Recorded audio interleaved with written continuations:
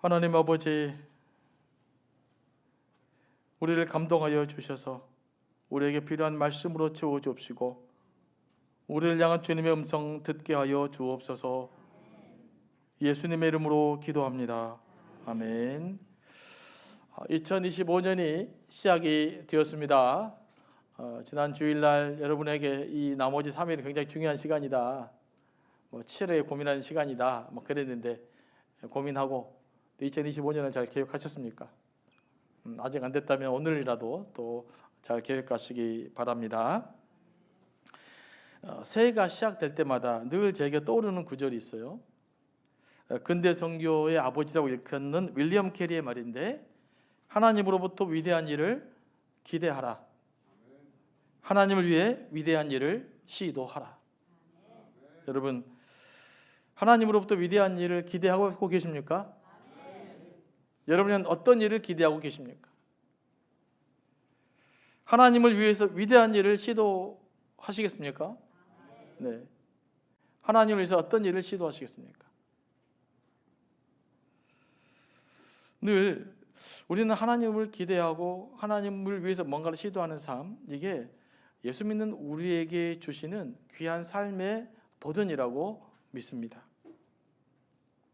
하나님으로 뭔가를 기대할 수 없다, 이건 믿음이 없는 것이죠.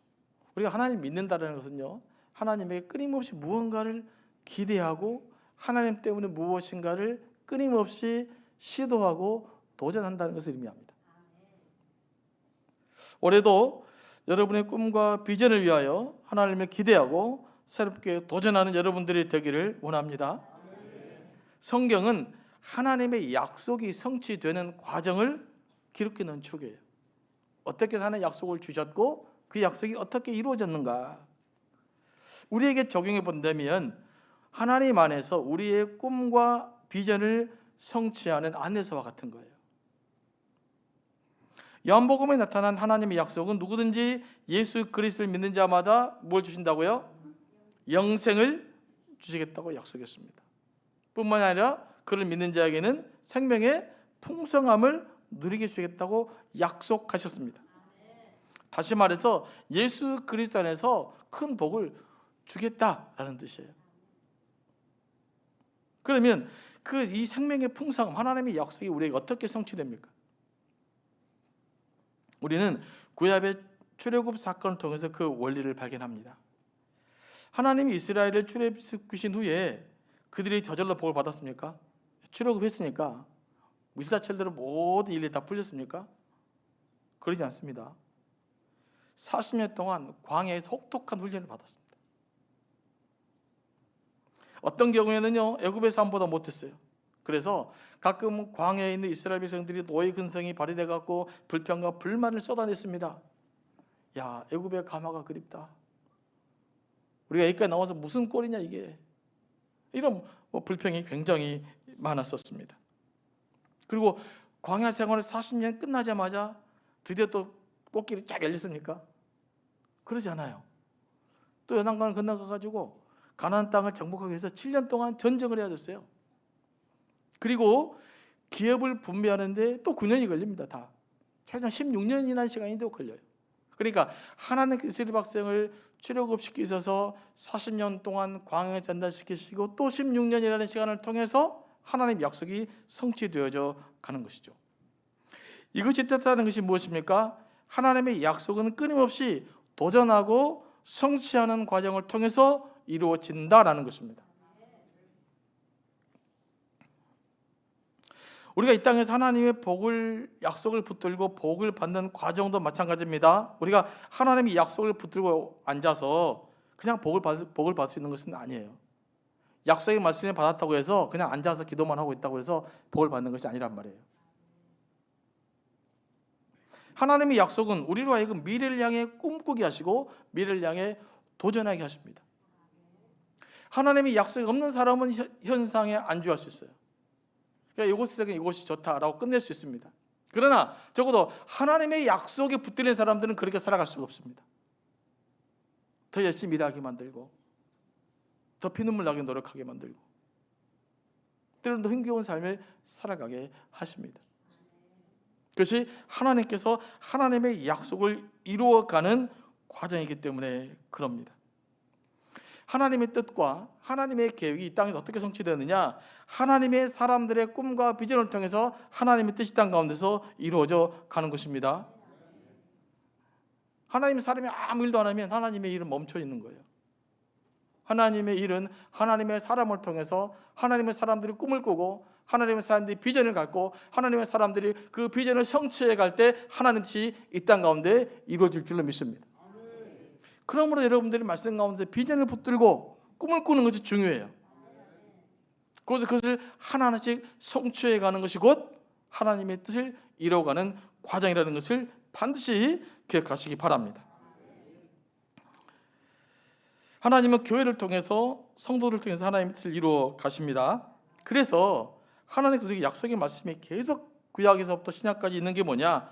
놀라지 말라, 두려워하지 말라, 강하고 담대하라, 내가 너와 함께하리라, 이렇게 계속 약속해 주신 거예요. 왜 이런 약속이 구약이나 신약에서 수없이 나올까요? 하나님의 뜻을 이루는 과정이 그만큼 쉽다 어렵다? 어렵기 때문에 그래요. 포기하기 쉬운 마음이 자꾸 생겨요. 그러니까 하나님께 뭐라고 독려하냐면, 야, 포기하지 마. 강하고 담대해야 돼. 두려워하고 놀라하지 마. 내가 너를 떠나지 않을 거야. 내가 너를 지켜줄 거야. 그러니 너를 향한 하나님의 계획을 포기하지 마. 그 말씀이에요. 그 말씀을 우리에게 이렇게 주시는 것입니다. 하나님이 이 말씀, 강하고 두려워하지 말라, 강하고 담대하라, 내가 너와 함께하리라, 이런 수많은 위로의 말씀이 단순히 우리의 마음을 평안하게 위해 주신 말씀이 아니에요. 이 모든 말씀이 뭐와 관련되어 있는가? 하나님의 약속 성취와 관련되어 있어요. 하나님 뜻을 이루어야 될 사람이기 때문에 여호수아가 그의 강하고 담대하라고 했던 거예요. 이사야를 통해서 하나님 뜻이 이루어져야 되기 때문에 하나님 이사야 선지자를 통해서 말씀하십니다. 내가 너와 함께하리라. 이건 끊임없이 하나님께서 하나님 뜻을 이루어가기 위한 과정 속에 우리에게 주는 선포의 말씀이지, 야, 이 말씀 붙들고 마음속 위로를 간직하며 살아라, 이런 의미에서 주시는 말씀이 아니라는 거예요. 우리로 하여금 일하라고, 도전하라고, 하나님 뜻을 성취하라고 주신 말씀입니다. 그러므로 이런 모든 위로의 말씀을 이렇게 여러분들 해석하셔야 돼요. 내가 책임질 테니 끝까지 포기하지 말고 도전해라 라는 거예요. 하나님이 우리의 인생 책임지신다는 거예요. 그러니까 하나님의 뜻을 품고 그것이 하나님의 뜻이 명확하다면 끊임없이 도전하고 시도하라라는 뜻이에요. 이게 우리가 해야 할 일입니다. 저는 여러분들이 직장에서는 탁월하게 인정받기를 원합니다. 우리한테 젊은 우리 직장인들 잘해야 돼요. 교회 다니는데 일 못한다, 그 소리 들으면 안 돼요. 회가 일 잘해야 돼요. 공부도 이제 좀 잘할 수도 못할 수도 있지만 최선을 다해야 돼요. 저는 사업하는 사람들이 크게 잘 되기를 진심으로 원하는 사람입니다. 사업하시는 분들 있으십니까? 하여간 여러분들 책임의식을 갖고 성공해야 돼요. 그게 그리스도의 덕을 세우는 일입니다. 저는 예수 믿는 사람들은 모든 영역에서 자기에게 주어진 일을 탁월하게 잘해내야 된다고 생각하는 사람이에요. 저는 말씀을 통해 그런 은혜를 받습니다. 왜냐하면 그런 성취를 통해서 하나님의 나라가 세워져 가기 때문에 그래요. 그런 우리의 성취를 통해서 하나님 뜻이 땅 가운데서 이루어져 가기 때문에 그렇습니다.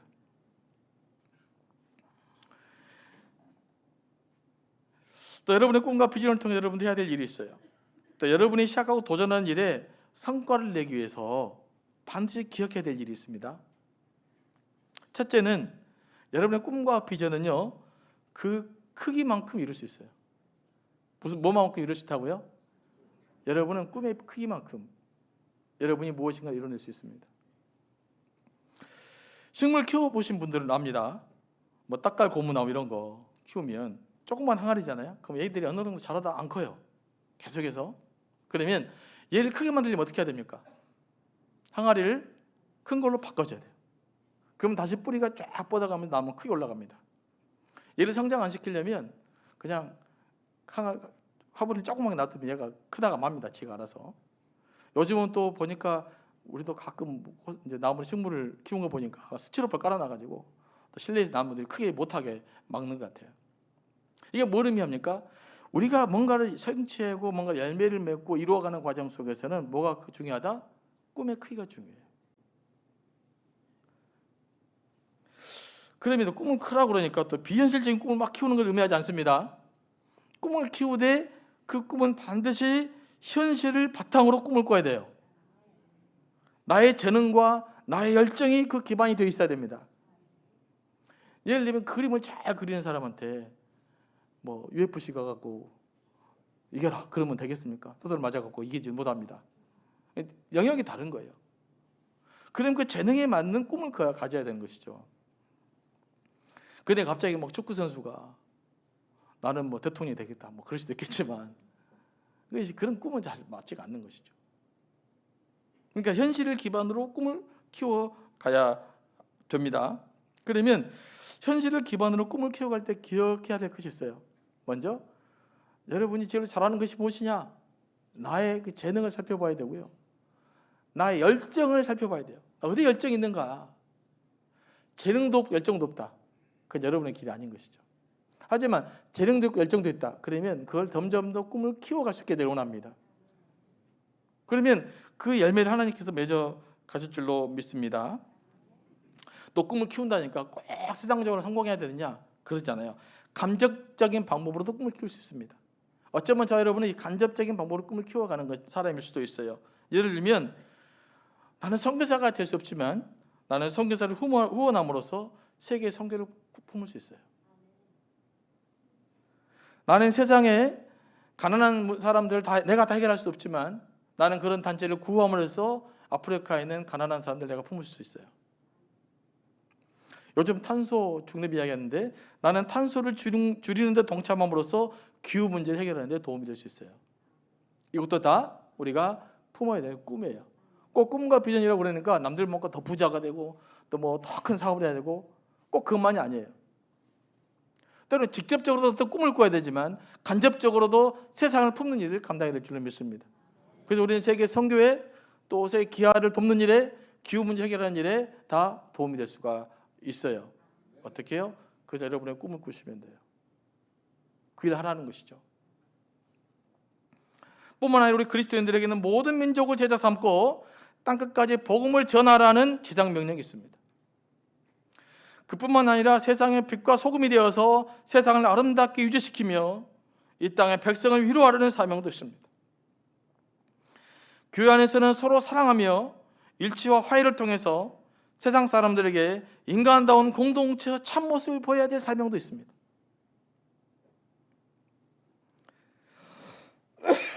뿐만 아니라 세상 사람들에게 예수님을 생각나게 하고 사람을 살리고 세우는 일을 해야 합니다.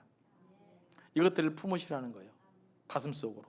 그리고 여러분들이 직장과 사업을 통해서 이 일들을 위한 헌신의 삶을 살아가는 거죠. 여러분들이 직장생활을 잘하고 사업을 잘해야 될 이유가 있어요.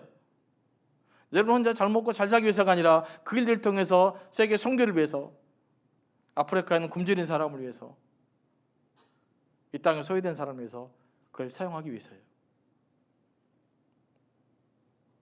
그래서 여러분들은 사업도 열심히 하시기 바랍니다. 때로는 그 일을 위해서 잠 못 이루는 시간도 있어야 돼요. 때로는 그 일들을 위해서 더 많은 시간 수고해야 될 때가 있어요. 여러분들이 일하는 게 힘들잖아요. 덜 힘든 방법이 있어요. 그 꿈을 하나님의 뜻과 연관시키시면 돼요.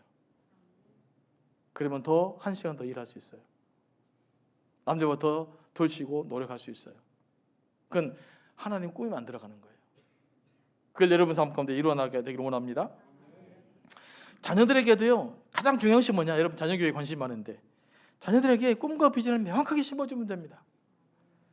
꿈이 명확하면 사람이 변합니다. 그 변화는 제가 경험한 변화예요. 제가 어렸을 때 동네 사람이 저에게 지어진 별명이 뭔지 아십니까? 전라도 말로, 순천 말로 간포에서 간포. 간포가 뭔지 무슨 말인지 아십니까? 간푼놈의 줄임말. 또 동네 형들이 저한테 붙였던 별명이 뭔지 아십니까? 제가 되게 순하게 생겼잖아요. 별명이 쌈보예요. 조금만 하면 맨날 그냥 누가 뭐하래 못 견뎌갖고 막. 근데 그런 제가 목사가 되겠다는 꿈을 꿨어요. 그때부터 욕도 안 했어요. 싸움도 안 했어요. 대학교부터는 제가 순한 사람이 됐었어요. 그래서 훈련소에서 훈련 받는데 저한테 목사 같다 그러더라고요. 제가 이걸 뭐 무슨 약간 뭐 이야기하지만 왜 이야기를 하느냐? 꿈이 명확해지잖아요. 그러면 꿈을 꾸르기 위해서 내 자신을 가꾸게 돼 있어요. 이게 꿈의 힘이에요. 이게 비전의 힘이에요. 여러분 자녀들도 마찬가지죠. 무엇인가가 되기를 명확해지면 그것을 위해서 무엇인가를 갈고 닦게 돼 있어요. 거기에 맞는 나의 인품, 나의 성격, 나의 재능을 발전시키게 돼 있어요. 그래서 우리가 꿈이 명확할수록, 비전이 명확할수록 제대로 살 수 있는 겁니다. 요즘 뭐 정치인들 이야기 많이 합니다. 왜 복잡할까요? 제가 볼 때는 그분들이 꿈이 없어. 꿈이, 비전이 없어요. 그게 어려운 거예요. 꿈이 없으면 현상 유지만 해야 되잖아요. 현상 유지를 하려고 하면 어떻게 돼요? 내 것을 지켜야 돼요. 그러면 사람이 이제 어려워지는 일들이 벌어지는 것입니다. 하지만 꿈이 명확하게 클수록, 분명한 비전을 가질수록 내 것을 지키려고 하지 않아요. 왜냐하면 내가 지킬 것보다 이룰 것이 더 중요하니까. 그래서 꿈이 중요해요. 비전이 중요해요. 연세와 상관없어요. 연세 드신 분도 꿈을 꾸시면 됩니다. 내 기도를 통해 세상의 변화를 꿈을 꾸시기 바랍니다. 그러면 그 삶이 또 새로운 도전의 삶이 될 줄로 믿습니다. 그리고 두 번째, 꿈을 성취하는 과정이 쉽지 않다는 걸 알아야 됩니다. 뭘 알아야 된다고요? 네. 비전을 성취하는 건 쉽지 않아요. 항상 걸림돌이 있어요. 항상 장벽이 있어요. 때로는 열려있는 문이 닫히기도 해요. 여러분의 자녀에게 꿈을 꾸며주실 때 두 번째 강조를 안 해서 그래요. 야, 꿈만 꿔. 근데 그 꿈을 이루어가기 위해서 수많은 장애물과 수많은 장벽들과 수많은 걸림돌이 있다는 이야기를 안 해주신 거예요. 야, 이거 이루려면요, 너가 수많은 고생을 해야 돼. 몇 번이고 실패할 수도 있어. 이거 여러분 자녀들에게 가르치시나요? 야, 너 그거 쉽지 않다. 실패를 밥 먹듯이 할 수 있다. 그러나 내가 끝까지 도전하면 이룰 거야. 이걸 이야기해 주셔야 돼요. 근데 그냥 꿈만 막 커라 그러니까 그냥 허황된 꿈을 꿔가지고.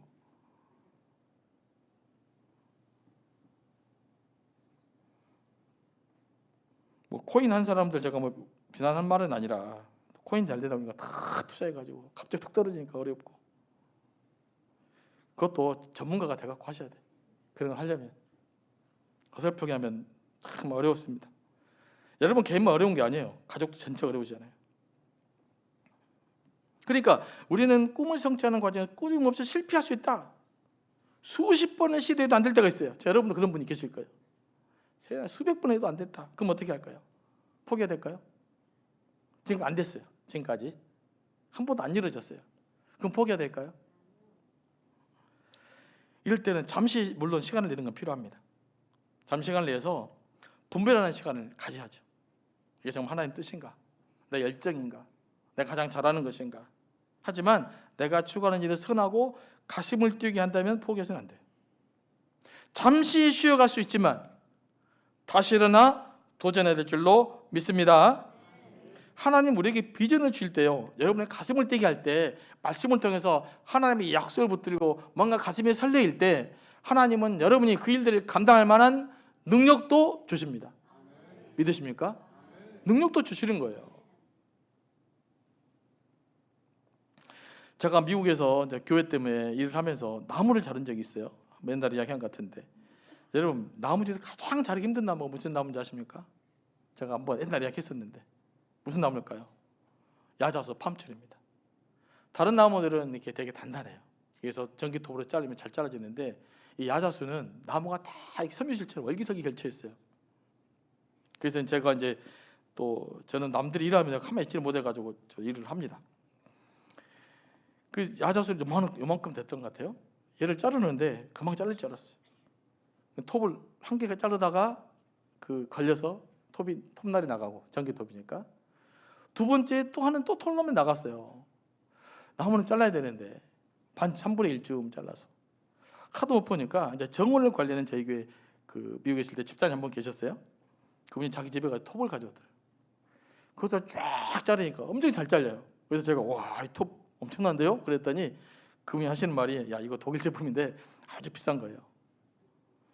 제가 이런 일을 전문적으로 하기 때문에 제가 이 톱으로 이렇게 자릅니다. 그래서 이런 것은 이런 톱으로 잘라야지 일반 전기톱은 몇 개씩 날라먹습니다. 그런 이야기를 들었어요. 제가 지금 무슨 이야기를 하고 싶냐면요, 하나님께서 우리에게 주시는 것은 이 값비싼 중국제 막 펌치로 못 자르는 그런 정도의 톱을 우리에게 주시지 않아요.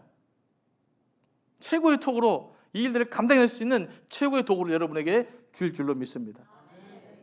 그러니까 하나님과 함께하면 여러분의 꿈이 이루어지고 성취되는 거예요. 하나님 우리에게 그냥 꿈을 주시지 않습니다. 그냥 비전을 주시지 않습니다. 하나님의 말씀에 동한 꿈은 그것을 이룰 수 있는 도구도 함께 주신다는 사실들을 믿고 나갈 수 있게 되기를 원합니다. 이 톱이 아무리 좋아도요, 나무가 크면 자르는데 힘들 수밖에 없어요. 자른 조그만 나무는 금방 잘리잖아요. 시간이 많이 걸립니다. 투자해야 돼요. 그러면 여러분 꿈이 클수록 뭐가 필요할까요? 더 많은 인내와 더 많은 투자와 더 많은 시간이 필요해요. 그러니까 꿈을 크게 갖는다는 것은요, 더 많은 시간과 더 많은 노력과 더 많은 땀과 더 많은 눈물을 흘린다는 것을 의미해요. 하지만 하나님께서 그 노력과 눈물을 흘리게 만드시고 우리의 꿈을 이루게 만드실 것입니다. 이게 하나님이 우리에게 주신 약속이에요. 그래서 골드 스미스가 이런 말을 했습니다. 인간에게서 최대의 성공은, 영광은 한 번도 실패하지 않는 것이 아니라 넘어질 때마다 일어나는 것이다. 여러분 많이 들었을 것입니다. 실패가 두려워서 시도조차 않는 것보다는 실패를 각오하고 시도하는 사람에게 기회가 주어진다는 것입니다. 그리고 세 번째, 우리가 기억해야 될 것. 이건 뭐 조엘 오스틴 목사님 책을 읽다가 제가 아이디어를 가진 것인데, 그분이 이런 말 하더라고요. 우리 예수 믿는 사람들에게는 승리의 DNA가 있다. 믿으십니까? 그 경마할 때 가장 중요한 것은 뭘까요? 기수가 아니라 말이랍니다. 말. 그러니까 훌륭한 말은 매우 비싸다고 그래요. 아무 훈련을 시켜도요, 말이 정작 안 좋으면 절대 우승 못 한답니다. 그러면 어떤 말들을 잘 구입하느냐? 우승 경험이 있는, 우승 경력이 있는 말. 그때 우승을 많이 한, 대대로 우승 경력을 했던 그 말, 그 새끼들이 산다는 거예요. 얘네들은 보통 500만 불까지, 비싼 50억까지 한대요. 말 한 마리가. 그러니까 엄청나게 비싼 말에 투자를 해요. 왜냐하면 결정적일 때, 경마에서 결정적인 승리 요건은 기수보다는 말의 그 품종이 더 중요하다는 거예요. 말의 혈통이 더 중요하다는 거예요. 그런데 뭐 이번 이야기입니다말은, 하지만 우리가 예수를 믿게 될 때, 우리는 예수를 믿으면 성경에서 승리했던 수많은 사람들의 전통이 우리에게 있어서 승리의 전통을, 유전을 우리가 물려받게 된다라는 이야기를 합니다. 저는 그 말에 좀 설득이 좀 됐어요. 혈통이 좋은 말은 새끼 때는 없습니까? 얘 새끼 때는 구분 못합니다. 얘가 마가지나 뭐 구분 못해요. 커야만 합니다. 우리 예수를 믿고 살아갈 때도요, 처음에는 세상 사람이나 우리나 별차 안 날 수가 있어요. 너나 나나 똑같을 수도 있습니다. 하지만 시간이 지날수록 우리는 다른 DNA를 갖고 살아가게 돼요. 저는 예수를 믿으면 왜 예수를 믿을 때 성경의 승리의 전통이 우리에게 물려지게 되는가, 유산이 우리에게 물려지게 되는가를 묵상하다가 발견하게 됩니다. 자, 예수를 믿으면 내 안에 누가 있게 됩니까? 예수님이 있게 되죠. 그죠? 예수님 어떤 분이십니까? 세상을 창조하시고 부활하신 분이세요. 그러면 내 안에 어떤 능력이 있어요? 창조의 능력과 부활의 능력이 있는 거예요. 그러면 예수 믿는 우리에게는 이미 예수님이 가지신 능력이 우리 거란 말이에요. 아멘. 믿으십니까? 아멘. 그러면 예수님이 나를 통해 당신의 능력을 발휘해 주시면 되는 거예요. 아멘. 내가 애를 쓴 게 아니라 예수님께서 당신의 능력을 나를 통해서 발휘하게 되면 내가 생각하는 것보다 훨씬 더 위대한 일들이 감당되어지는 것이죠. 아멘. 누구 때문에요? 내 안에 있는 예수 그리스도 때문에 그런 거예요. 그래서 예수를 믿는 자가 능력이 있는 거예요. 보통 때는 여러분 예수 믿는 자의 능력을 잘 모르잖아요. 그런데 진짜 어려운 일이 당하잖아요. 그러면 예수를 제대로 믿는 사람과 확실히 다릅니다. 예수 안 믿는 사람들은 정말 어려운 일이 생기지 무슨 일이 벌어집니까? 마지막 마무리를 뭘로 합니까? 죽음으로 끝내요. 하지만 예수 믿는 사람은 절대 못 죽어요. 다시 살아내야 돼요. 내 안에 예수 그리스도 때문에. 결국 인생의 승자는 예수 믿는 사람이 되는 거예요. 그런 의미에서. 그래서 예수를 잘 믿는 게 축복이고, 예수님을 믿고 기대하며 도전하는 게 축복이고, 그 일들을 감당할 때 하나님의 능력이 우리에게 나타날 줄로 믿습니다. 세상은 실패자를 냉대하지만 하나님은 그렇지 않습니다. 우리를 새롭게 일으키고 다시 도전하게 하십니다. 우리에게 세컨드 찬스를 주시는 것입니다. 이 이야기가 엘리야 이야기예요. 엘리야 갈멜산에서 850명과 싸움을 하다가 이기잖아요. 그래서 바알과 아세라 섬 다 죽였어요. 이 정도 죽였으니까 나라가 바뀔 줄 알았어. 그게 나라가 안 바뀌어요. 이세벨이 엘리야 잡아 죽여라 그랬단 말이에요. 그러니까 엘리야가 도망을 갔어요. 북이스라엘에서 남유다까지. 그 말이 뭔 말이에요? 북이스라엘 군대가 처치할 수 없도록 도망가 버린 거예요. 그래서 엘리야가 로뎀 나무 아래서 어떤 생각을 합니까? 잠이나 자다 죽어야겠다. 이게 엘리야였어요. 천사가 깨워요. 물 먹어라. 물 먹고 또 자. 죽으려고. 또 깨웁니다. 그러나서 엘리야가 어떻게 됩니까? 자기 소원을 이야기하고 이제 말씀대로 가서 새롭게 회복되는 이야기예요. 그러니까 모든 사람은 죽음의 벼랑 끝에 가면 그게 끝이지만 하나님은 그런 엘리야를, 죽겠다고 누워있는 엘리야를 거의 찾아가셔서 깨우시고 물을 먹이시고 먹을 것을 주시고 새로운 미래를 개척하시도록 그에게 새로운 사명과 비전을 주신 분이에요. 저는 하나님을 우리 하나님이 주신 줄로 믿습니다. 우리가 절망에 빠져 있고 좌절해 있고 넘어져 있고 상처받고 아무런 희망도 갖지 못할 때 주님 우리를 찾아오셔서 일어나라. 그냥 누워있지 마. 내가 물을 줄 테니까 먹고 양식을 테니까 먹고 다시 일어나서 새 역사를 써나가라. 이렇게 말씀하시는 거예요. 그 일에 우리를 부르신 줄로 믿습니다. 그래서 2025년을 새롭게 꿈을 꾸고 비전을 가지고 성취해 나가는 여러분들이 되기를 원합니다. 오늘 말씀도 같은 맥락이에요. 구하라, 찾으라, 두드리라 이렇게 말씀하셔요. 그 말은 뭡니까? 이 말은 단순히 기도에만 적용되는 것이 아니에요. 이런 적극성을 가지고 기도하고 이런 적극성을 가지고 살라는 거예요. 그래서 구하라, 찾으라, 두드리라 같은 말을 반복하는 말이에요. 3번 아주 강조하는 말이에요. 그러니까 우리가 기도할 때 어떤 삶을 살아야 되느냐? 적극적으로 구하고 적극적으로 찾고 적극적으로 두드리는 삶을 살아야 된다. 누가? 기도하는 사람이. 근데 우리가 이걸 연결하지 못하고 기도는 그대로 하고 삶은 삶대로 살아서 기도와 삶을 연관시키지 못했단 말이에요. 그러나 정말로 기도하면 하나님 우리 그만 놔두지 않으세요. 여러분을 가슴을 뜨겁게 만들어요. 뭔가 일하게 만들어요. 뭔가 주를 헌신하게 만들어요. 그게 주님이 여러분에게 역사하시 나타나는 일이에요. 저는 그 일 여러분 이제 기대하시기 바랍니다. 그 일 꿈꾸시기 바랍니다. 그래서 인생을 살아갈 때 가슴 떨리는 삶, 심장이 뛰는 삶 뭐 그렇게 살아야 되지 않겠습니까? 오늘이나 내일이나 이렇게 살지 마시고 2025년도 2024년 살았으니까 그냥 그럭저럭 2025년 보내지 마시고 지금 2025년을 계획하시고 꿈을 꾸시고 비전을 가지시고 새롭게 도전하시기 바랍니다. 그래야 그 일들을 통해서 하나님의 영광이 저와 여러분 가운데 넘쳐날 수 있게 되기를 소망합니다.